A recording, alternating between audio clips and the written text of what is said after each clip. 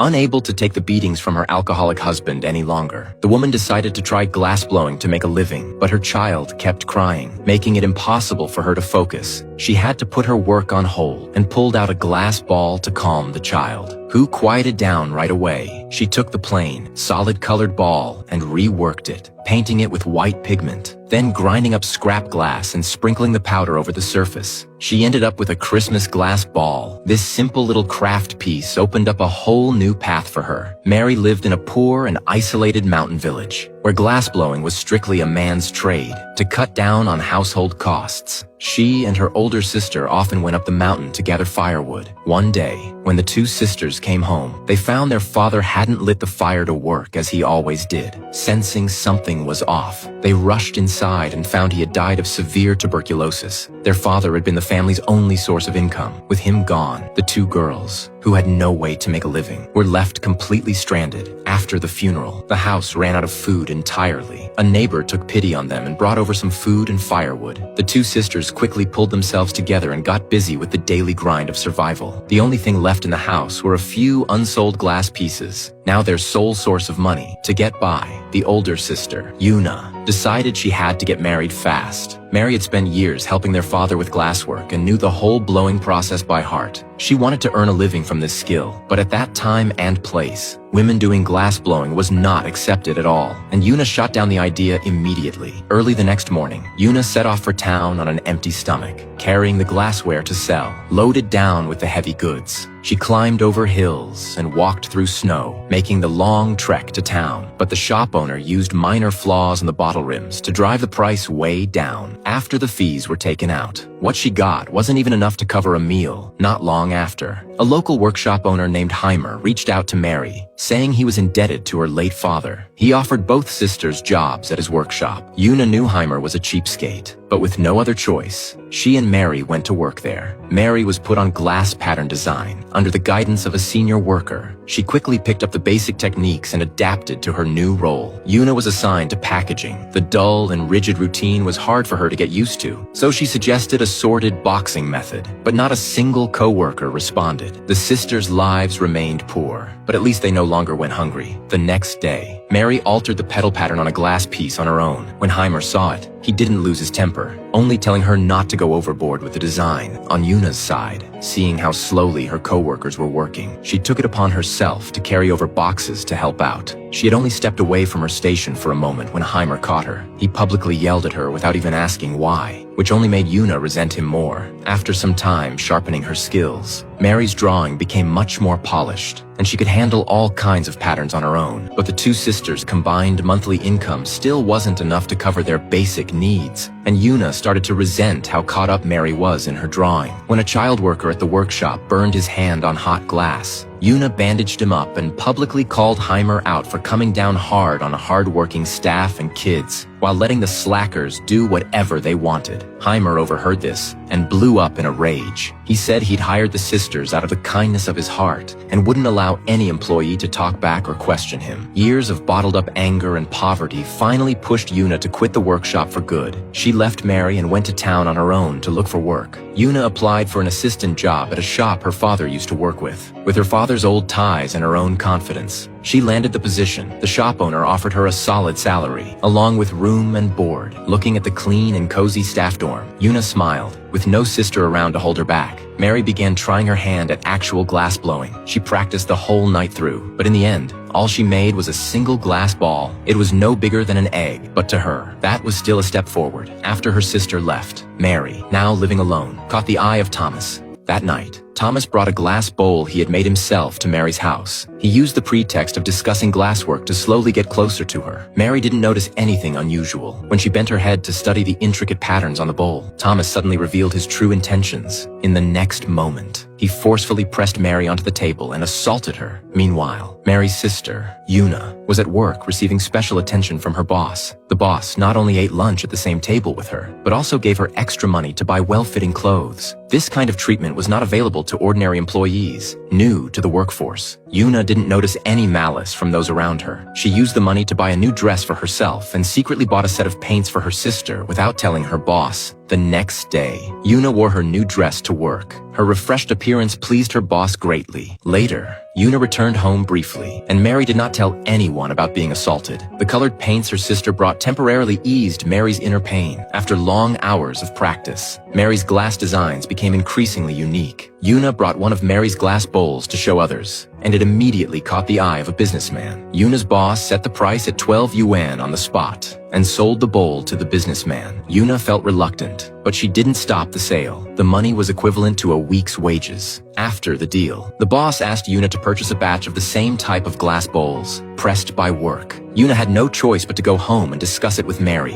Yuna called for her sister for a long time, but received no response. The items on the table made her uneasy, so she pushed open the bedroom door and saw Mary curled up on the floor in pain, with a basin of bloody water nearby. Yuna hurriedly asked what happened, and Mary told her that she was pregnant with Thomas's child and couldn't terminate the pregnancy. Upon hearing this, Yuna immediately went to Thomas's father, Heimer, to demand accountability. Heimer was harsh by nature, but he understood right from wrong. He promised to make Thomas take responsibility and arranged for a wedding a week later. The wedding was held in the village bar, with everyone singing and dancing, while the bride Mary was left alone in a corner. There was no wedding dress, and no priest to witness it. Heimer's word alone sufficed to complete the ceremony, highlighting the helpless situation of unmarried pregnant women in that era. After marrying Mary, Thomas quickly revealed his true nature, flirting with other women in the village. Mary had no choice but to pretend nothing was wrong. Yuna's work also faced a crisis. Her boss issued a final warning that if she failed to deliver more glass bowls on time, she would be fired. To keep her job, Yuna left some money for Mary, asking her to help make the glass bowls. After marriage, Thomas was very cold toward Mary, giving her plenty of time alone to secretly practice glassmaking. She worked at the glass factory during the day, and at night, without her husband knowing, returned to her parents' home to make glassware. She hoped to earn money through this skill to add some security to her life. Mary kept trying different firing methods to master the craft. During one attempt, she burned her forehead with the torch. No secret can stay hidden forever. Mary's forehead scar, along with the furnace burning late into the night at her parents' home, led Peter, who had always liked Yuna, to discover her secret. Peter knew that Yuna would lose her job if she couldn't deliver on time, and he immediately agreed to bring raw materials to Mary. From then on, Mary returned to her parents' home each night to make glassware, while during the day, she carefully took care of the older men in her husband's household. One day, during the day, Mary saw Thomas drinking at home. She tried to persuade him not to drink excessively, but Thomas slapped her. The shock caused her water to break, and she went into labor,